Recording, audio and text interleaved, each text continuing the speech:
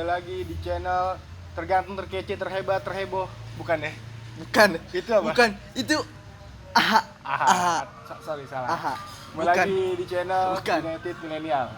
Oke, kali ini kembali lagi bersama gua Abi dan teman gua Opet. Kita akan ngebahas review ya, bisa dibilang review. Laga semalam nih antara MU lawan Real Sociedad. Betul. Leg kedua di Old Trafford. Gimana nih kalian nih? Puas nggak sama semalam nih yang nonton? Seri ya semalam ya. Pasti nggak puas ya. Pasti nggak puas ya.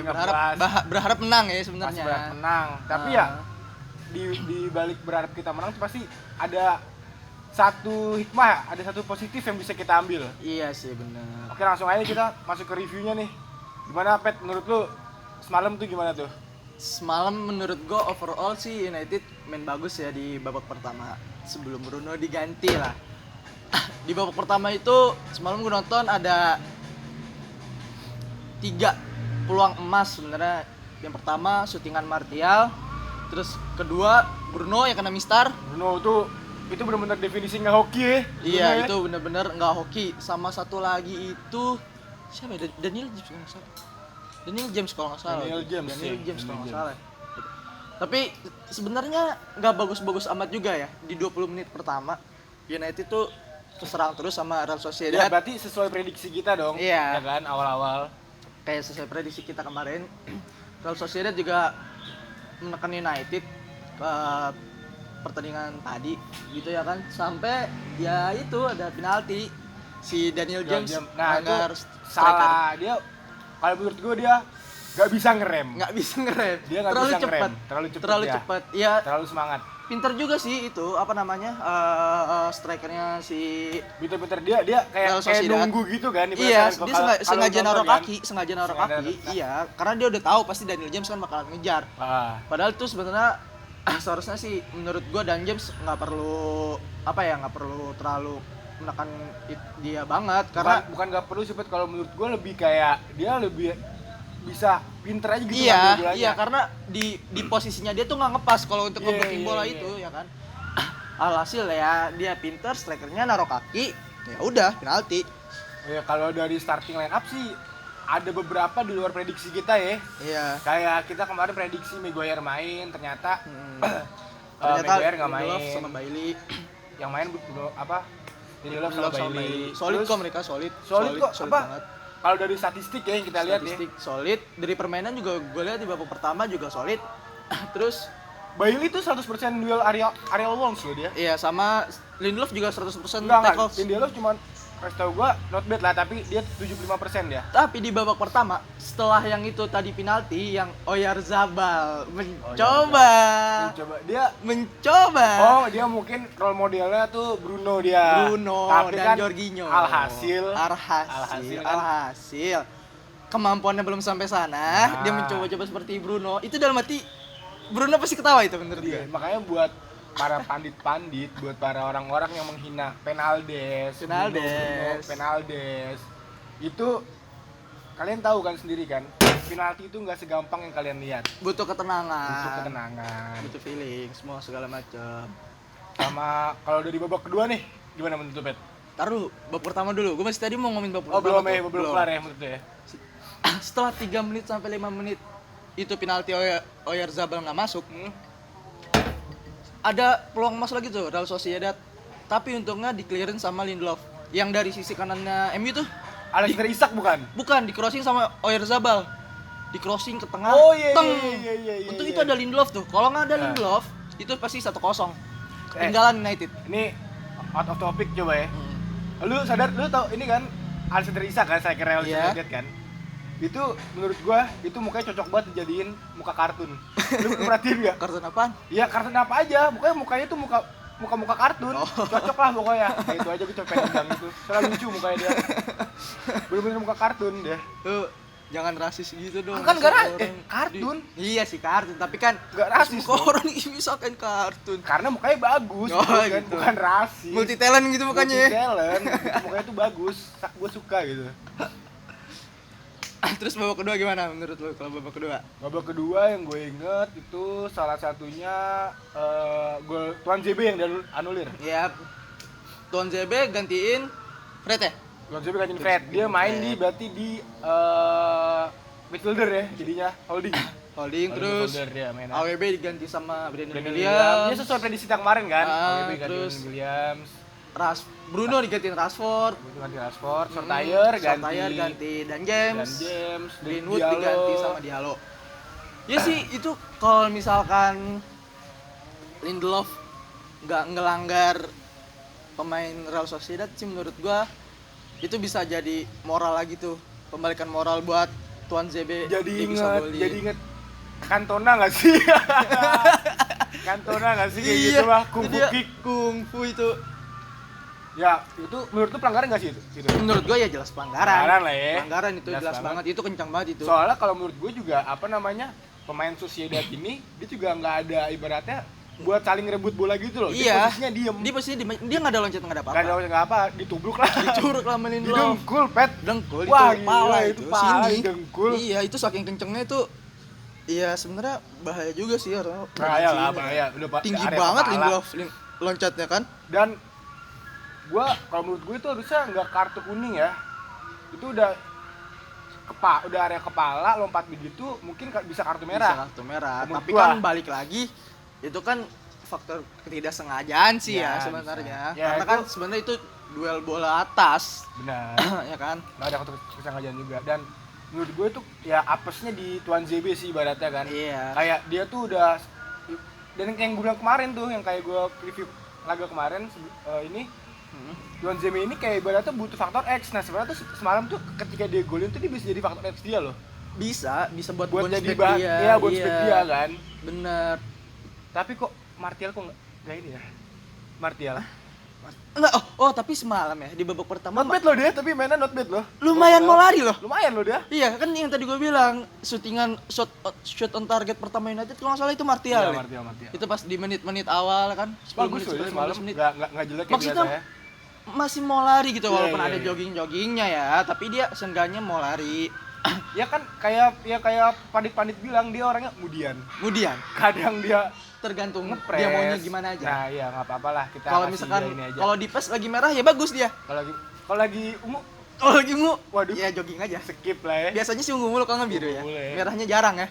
Southampton tuh pas lawan Southampton dia merah tuh pas itu. Sama kalau yang kita bisa ambil dari sisi positif ya, laga semalam tuh kalau menurut gue ya, kita tahu lah yang main bocah-bocah SMA itu kayaknya umur 17 Sortayer itu dia ini ya 17 tahun 23 hari debut termuda di Eropa. Iya. Di Eropa dah. Debut termuda di Eropa. 17 tahun 23 hari.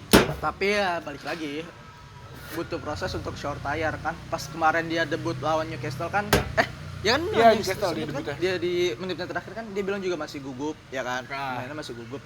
Ya butuh waktu adaptasi lah untuk Sortayer, masih 17 tahun juga. Dan Diallo juga masih 18 tahun. Iya. Dan menurut gua mereka juga berdua ini belum bisa dibilang pantas lah. Iya, belum mateng lah. Ya mainin dulu dia udah 3. Dukung sabar apa aja. Oleh inilah. Kan untuk jangka panjang kan makanya beli pemain-pemain muda terus ya kan. Ya butuh proses, butuh sabar aja lah. Kedua coba dari kiper Henderson, umur masih 22-23. Kanan Brandon Williams, umur yang masih 19-18. Back Lindelof itu masih 25 kalau nggak salah. Bailey tuh 25 juga apa 26 gue lupa. Jadinya Teles yang umur 28-27. Tapi Teles semalam mainnya oke kok menurut gue. Ya not bad lah. Ya. Di babak pertama itu ya Teles itu dia 2 kali atau 3 kali overlap gue lihat, tapi selalu nggak dipasing sama Dan James. Itu selalu nggak dipasing sama Dan James. Sama babak kedua itu lebih kayak kelihatan nggak sih kayak kita main tanpa Bruno ya? Iya, karena soalnya kan yang kita tahu kita babak kedua ball position menang lah ya, 58 banding 42. Tapi yang nggak ada ibaratnya tuh nggak ada umpan kunci gitu loh. Iya, nggak ada kreativitas nggak ada chance lebih. create-nya gitu. Nggak ada kreativitas lebih. Soalnya kan Bruno diganti dengan Rashford, sedangkan posisi Rashford bukan di posisinya Bruno. Benar. Kan. Iya, jadi ya seharusnya mungkin itu juga Juan Mata yang main, tapi Juan Mata kan di bawah kan. Yang di bawah malah 4 kiper di bawah. Satu kiper buat ngangkat papan ganti. Ligren itu dia. Ligren. Dia sekarang ini dia apa namanya? Ada Coach. job sampingan. Job sampingan, gawean sampingan dia. Gawean sampingan. Dia ini juga kan pelatih kiper juga kan sekarang. Mau diangkat pelatih Ya, kiper. Kan? ngerambat dikit-dikit lah. Ngerambat dikit-dikit lah Ngerambat dia dikit-dikit Liga. lah. Ya daripada nggak main ya kan mending Sama. gawean daripada gaji buta Iya. kira. Iya. Paling yang paling tua semalam Matic doang palingnya. Paling tua Matic. Matic. Solid loh dia semalam. Udah Wah, 2 pertandingan ini. Man of the match dia kan kalau nggak salah. Man of the match dia. Man of the match dia. Gua nggak nonton sampai akhir soalnya tidur. Iya wajar sih. Ini buat kalian nih kita belum tidur ya. Kita bela-belain nih demi kalian loh. Tidur sebentar dong lah kita lah. Abis itu apa langsung ke preview apa ada yang mau dibahas lagi buat apa? Menurut gue sih pertandingan semalam ya udah sih cuman segitu aja ya, bersyukur United bisa lolos ke 16 besar ya kan. Oh, ntar malam nih. Ntar malam drawing. Jam 8 kalau Lu nggak salah. ketemu siapa nih? Gue sih berharapnya ketemu lawan yang bukan Leicester udah bukan, Leicester semalam kalah loh 2-0. Kalah 2-0 sama berarti nggak lolos Praha. dia? Nggak lolos. teman. Tinggal ada yang tim-tim besar Roma, Roma, Tottenham, Milan, Arsenal, MU, Rangers masih lolos. Rangers sama Gerrard gila loh sekarang. Rangers Gerrard ya? Gerrard serem Oh bro. iya Gerrard dia. Gerrard Terus siapa lagi ya kayaknya? Benfica Arsenal semalam kalah. CSKA Moskwa ya? Slavia Praha, Slavia Praha. Shakhtar Donetsk. Nah, Shakhtar Donetsk tuh bahaya tuh tim Turki tuh. Kalau lu pengen ketemu siapa nih? Jadi ya, Gua sih pengennya Molde lolos kan ya? Molde lolos. Molde kali ya. Gua pengennya sih Seru gak ketemu sih? Molde. Gue sih pengennya MU ketemu Molde. Kalau gue pribadi ya gue pengen ketemu Milan sih. Kayak ibaratnya Gua gimana ya? Menurut gua itu nanti-nanti aja sih kalau udah di final. enggak kayak Amin. gini loh, Pet. Kapan lagi loh kita ya siapa tahu kan mumpung Milan juga masih lolos terus kita tahu lah dua tim ini kan musim ini masih sama-sama naik kan, Iya. sama-sama peringkat 2 nih. Betul. Dari yang tadinya terpuruk kita tahu Milan musim-musim sebelumnya gimana, kita tahu Iya. MU musim-musim sebelumnya Sama gimana. lah kayak MU di Liga Inggris musim ini lah. Apalagi gitu. gue juga pengen ketemu Ibra lah ibaratnya. Iya. Ketemu ya kita Ibra tahu kan lah Ibra gimana kan. Pernah di MU. Terus kalau Dalot berarti nggak bisa dimainin ya kalau ketemu MU ya? Dalot kayak nggak bisa deh. Kan soalnya kan pinjaman. Ada kontraknya juga kan, nggak boleh main nggak sama boleh ketemu. pinjaman kan. Sama aja kayak si Lingard kemarin pas lawan West Ham kan. Udah sih menurut gua sih ya mudah-mudahan MU ketemu lawan yang nggak terlalu sulit ya, tapi bukan meremehkan gitu ya, tapi kan bukan lawan yang terlalu sulit ya, biar MU bisa ke Delapan besar. semifinal ya. Final lah, gue pengen kalau bisa ada 1 trofi lah musim ini. Minimal ya. Minimal Europa lah. Minimal Europa. Kalau FA Cup bisa, tapi masih ada City di sana. Ya, kenapa enggak? Iya. Ya kan? Kenapa enggak? Sedangkan City pasti ngejar Liga Champions juga pasti dikejar sama dia. Pasti. Apalagi dia kemarin baru menang kan. Oke. Terus Kata lu gimana? kan Apa ya? gerimis nih kayaknya nih. Hah? Gerimis. Oh Hujan. iya betul. Kita break dulu sebentar sambil nunggu hujan. Pindah dulu kita. Pindah dulu. Coba kita pindah Ya. lokasi dulu, oke? Ciao. Ya lanjut lagi. Tadi soalnya hujan. Nah sekarang kita mau bahas buat preview lawan Chelsea Hari besok. Minggu. Hari Minggu. Gimana menurut lo lawan Chelsea besok? Lawan Chelsea. Mungkin menurut gua Pogba kan kemarin udah sempat latihan sendiri tuh. Dan katanya sih yang gua baca-baca dia bentar lagi pengen latih sama tim utama nih. Tapi ya menurut gua masih terlalu riskan lah ya buat dia langsung starter. Betul. Ya juga menurut gua kemarin gua baca oleh katanya Cavani juga udah siap, terus Van de Beek. Kalau Pogba ini menurut gua masih terlalu belum ya, dia masih terlalu riskan ya. Paling ya Cavani udah bisa main lah, Van de Beek paling juga main dari bangku cadangan. Atau enggak McTominay kalau misalkan besok McTominay udah fit, udah bugar, ya bisa dimainin. McTominay feeling gua pasti main sih. Main Feeling ya. gua Chelsea. Karena ya kita tahu lah dia lagi on fire juga kan belakangan ini sebelum dia cedera ini loh. Perfect banget. Dibilang perfect sih ya nggak perfect banget maksud gua. Tapi menurut gua musim ini dia lebih perfect daripada musim ya, lalu. berkembang pesat. Berkembang pesat. Kayak dia tuh gue suka banget tuh dia tuh daya juangnya itu loh. Betul. Kan disebutin Mac Terminator. Kayak misalkan dia kayak kehilangan bola, dia kejar terus sampai dapet gitu loh yang gue suka dari dia. Sama kayak Dan James. Oke, langsung aja nih kayak starting line up, tebak. Menurut Dengan Chelsea yang kemungkinan bakal make 3-4-3 atau 3-5-2 kayaknya. ya apalagi Chelsea semenjak dilatih oleh Tuchel, Thomas Tuchel. gak pernah kalah ya. Dan Ole kan punya rekor bagus nih kalau lawan Iya, Tuchel di tandang, ya kan? Betul. Di PSG kita menang 2 kali. Nah, Di PSG ya siapa tahu kan tadi Stamford Bridge. iya. Chelsea. Tapi kan squadnya juga beda, Chelsea sama PSG. Wahan Ya. mana? Wah, mewahan PSG dong. Nah, ya kan nggak ada yang Chelsea. Nama juga bola selalu ada faktor X yang nggak terduga yang bisa membuat lu itu menang atau kalahnya itu.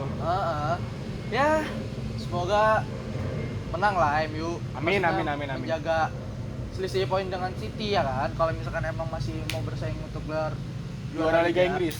Iya. Langsung aja nih ke tebak starting line up. Dari lu, Pet. Menurut Formasi gua tetap pakai 4-3-2-1. 4-2-3-1. 4-2-3-1. 4-2-3-1. Kiper Kiper ya pasti De Gea yang main ya kan. Kanan nih pasti AWB. AWB iya. Tengah ya pasti back ya Maguire lah, kemarin kan dia diistirahatin. Isi Maguire. Nah, partnernya nih Bailey atau Lindelof menurut lo? Bailey ya. Bailey. Gua sih lebih prefer ke Bailey. Kenapa? Karena gini ya. Pemain depannya Chelsea kan kebanyakan kadang-kadang suka ada yang action ya.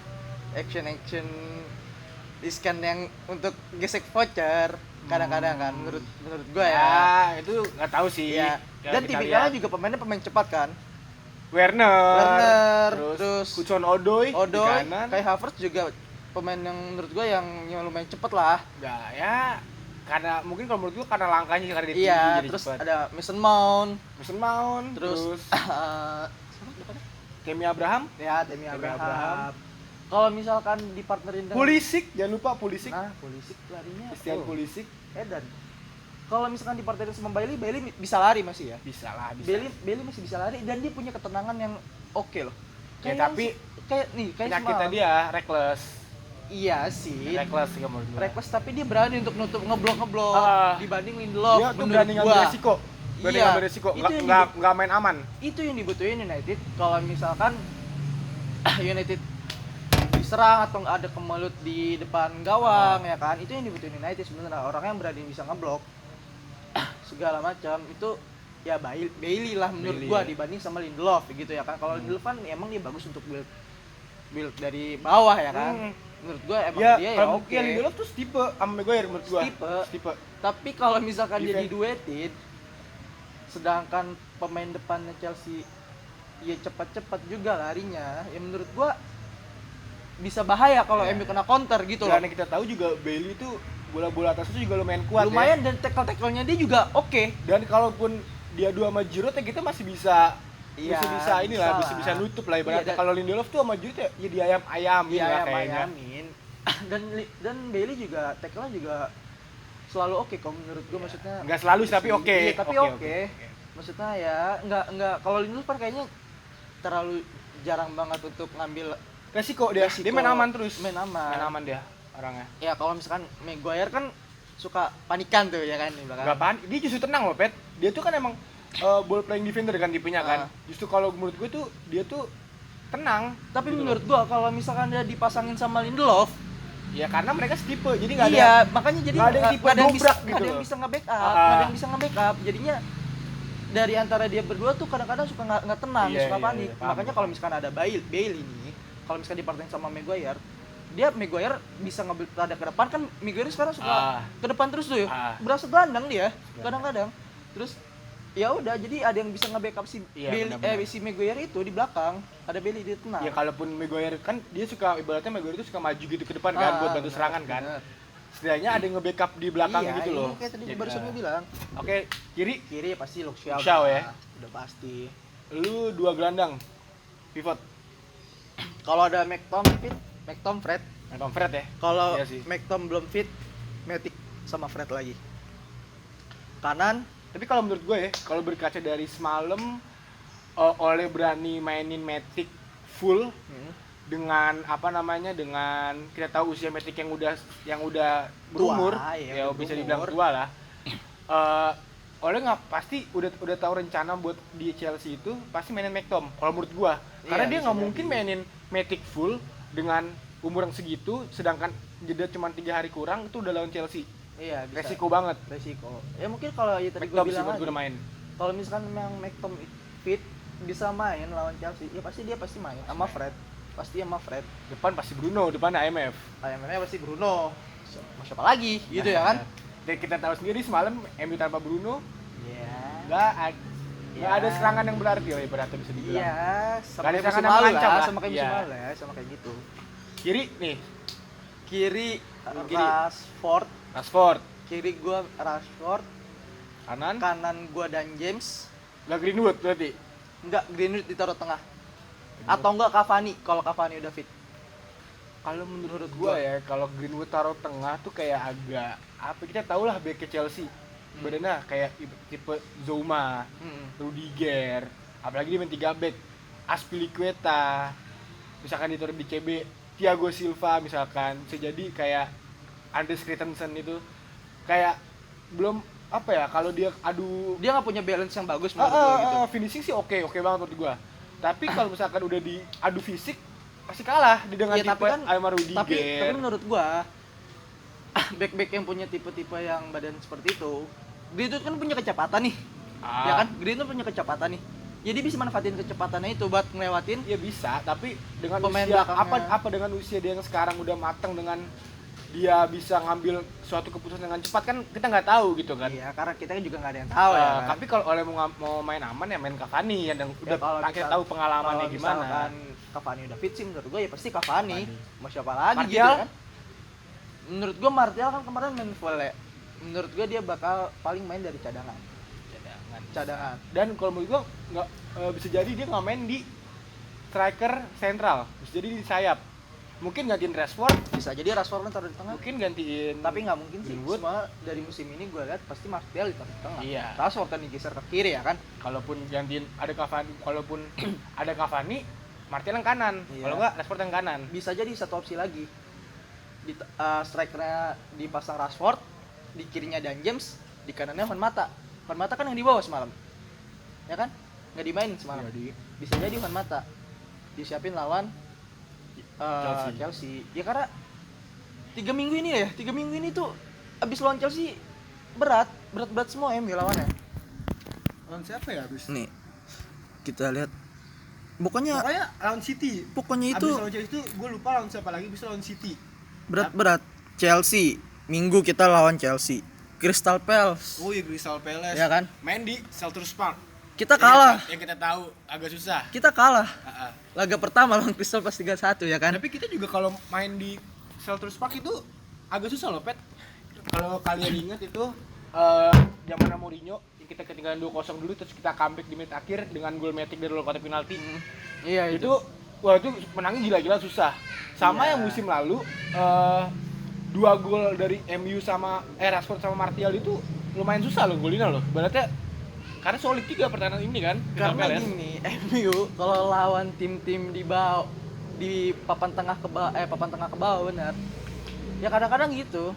Suka nggak ada yang terduga. Dan kita juga tahu back MU itu kalau dikasih striker lawan yang suka gocek, yang tipe-tipe kayak Wilfried Zaha. Ya.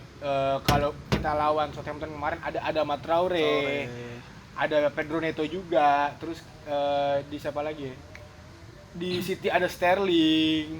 Ya, ada di Liverpool pas kita lawan Liverpool ada Mane. Itu kita kewalahan loh back kita loh. Iya. Kayak ibaratnya riskan sangat.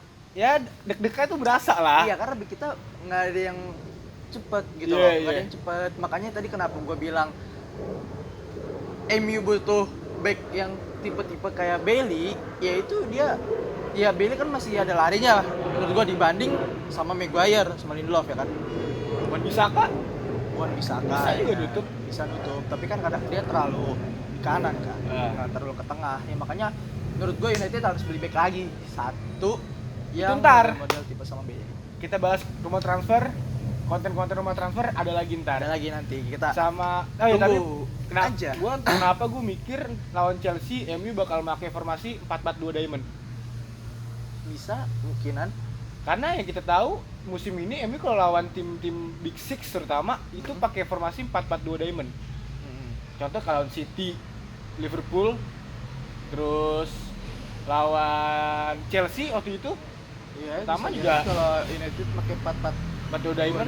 Matic tetap main, jadi Matic, McTom, Fred, Bruno. Belakang udah pasti ya, mereka.